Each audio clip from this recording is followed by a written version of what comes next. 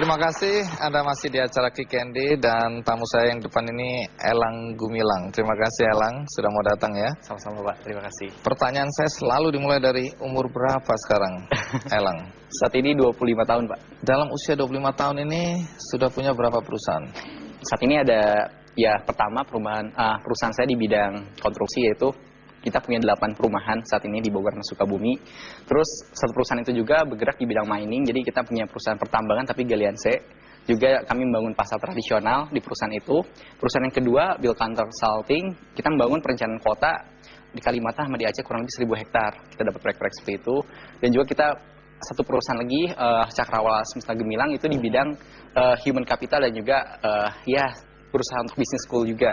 Yang terakhir sih kita memang punya anak perusahaan yang bergerak di fabrikasi kusen beton.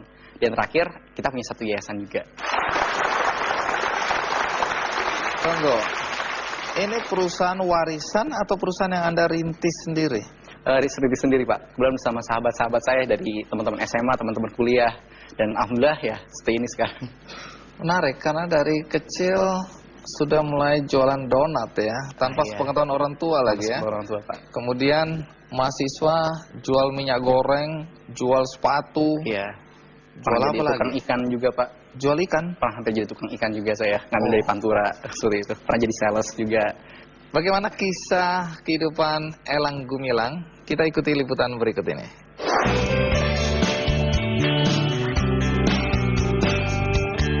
Menginjak usia 25 tahun, Elang Gumilang menapaki tangga kesuksesannya sebagai developer atau pengembang usaha perumahan.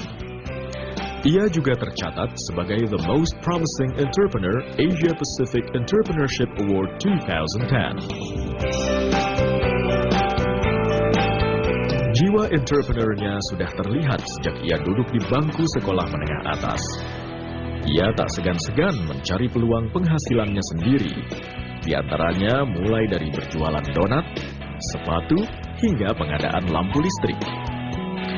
Sampai akhirnya, Elang berkecimpung di dunia properti. Ia sempat bekerja sebagai tenaga pemasaran rumahan. Berbekal pengetahuannya di dunia properti ini, ia kemudian mencoba mengikuti berbagai tender perumahan. Dari sinilah, ia mulai mengembangkan bisnisnya secara perlahan, hingga beromset miliaran rupiah per tahunnya.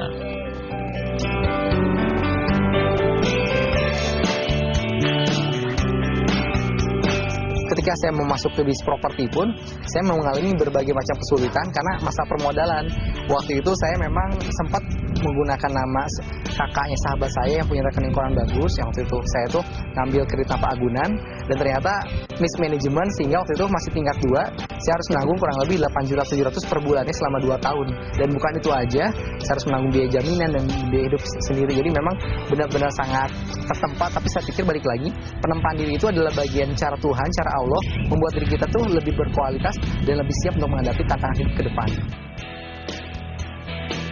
Keprihatinannya terhadap banyaknya jumlah warga yang masih tidak memiliki tempat tinggal membuatnya membangun perumahan sederhana dan murah yang dapat terjangkau bagi rakyat kecil.